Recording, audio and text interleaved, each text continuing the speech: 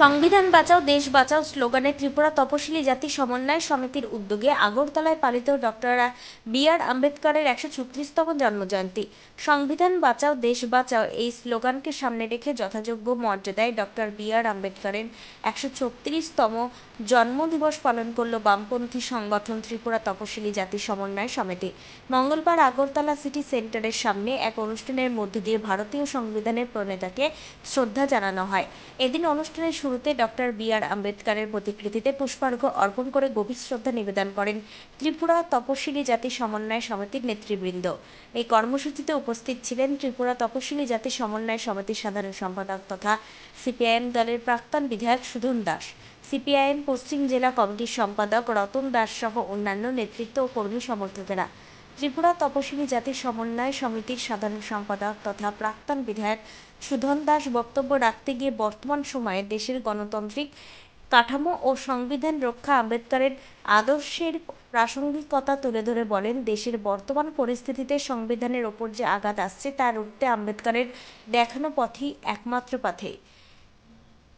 সংবিধান সুরক্ষিত থাকলে দেশ ও দেশের সাধারণ মানুষের অধিকার আরএসএসের পরিচালিত এই সরকার কেন্দ্রে প্রতিষ্ঠিত হওয়ার পর থেকে এই সংবিধানকে তার বুকে পা রেখে একটার পর একটা লঙ্ঘন করে যাচ্ছে। সংবিধানের সমস্ত বিষয়গুলি, সমস্ত অধিকার, গণতন্ত্র সব শেষ করে দিচ্ছে।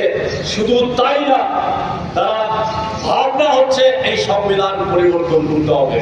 এই জন্যেই গত লোকসভা নির্বাচনের সময় স্লোগান উঠেছিল, নরেন্দ্র মোদী প্রধানমন্ত্রী স্লোগান তুলেছিলেন যে এইবার ৪০০ পার।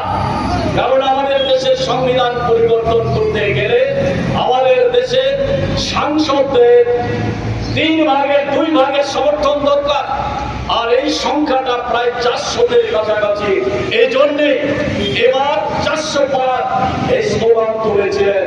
কিন্তু ভারতবর্ষের মানুষ ধর্ম নিরপেক্ষ, সব ধর্মের বর্ণের মানুষকে ঐক্যবদ্ধ করে এদেশকে রক্ষা করতে চায়। এই জন্যেই ভারতবর্ষের মানুষ রায় দিয়েছে বিজেপির পক্ষে মাত্র ২৪০। এর আগের বার যেখানে ৩০৩ পেয়েছিল সেখান থেকে ৬৩টা আসন কম পেয়েছিল বিজেপি। এর মধ্যে দিয়েই মানুষ প্রমাণ করে দিয়েছে ভারতবর্ষের সংবিধান ডক্টর বি.আর. আম্বেদকরের রচিত সংবিধানে সঠিক। এই সংবিধানকে পরিবর্তন করতে দেবে না।